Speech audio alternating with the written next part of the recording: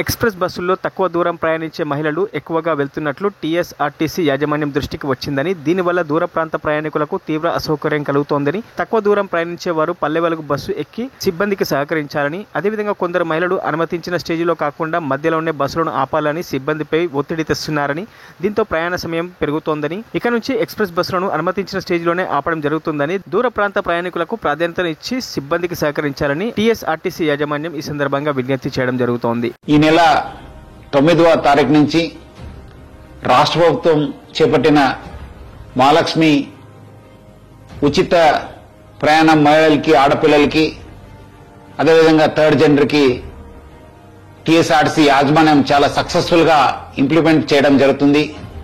చాలా చోట్ల అనూహ్య స్పందన వచ్చింది. రికార్డ్ స్థాయిలో ప్రయాణికులు మా బస్సులో ప్రయాణం చేయడం జరుగుతుంది.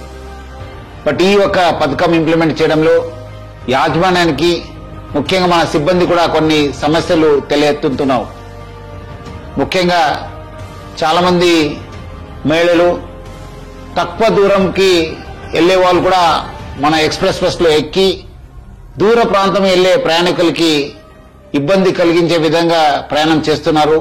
వాళ్ళందరూ కూడా నా తరఫు నుంచి, యాజమాన్య తరఫు నుంచి కోరుతున్నాను, మీరు తక్కువ దూరంలో వెళ్లే వాళ్ళైతే వెలుగు బస్సులో ప్రయాణించాలని చెప్పి నేను మరీ కోరుతున్నాను.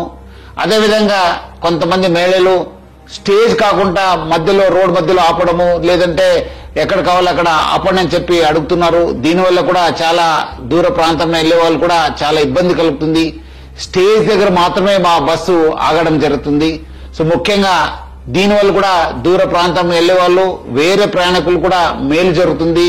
మన కండక్టర్స్ కి, డ్రైవర్స్ కూడా బాగా జరుగుతుంది. లేదంటే కొన్ని చోట్ల మనకు చాలా ఇబ్బంది కలుగుతుంది. మన కండక్టర్స్ కూడా చాలా ఇబ్బంది పడుతున్నారు. ప్రజలు బాగా సహకరించారు. వాళ్ళందరూ కూడా నా తరఫు నుంచి, యాజమాన్య తరఫున కూడా ధన్యవాదాలు తెలుపుతున్నాను.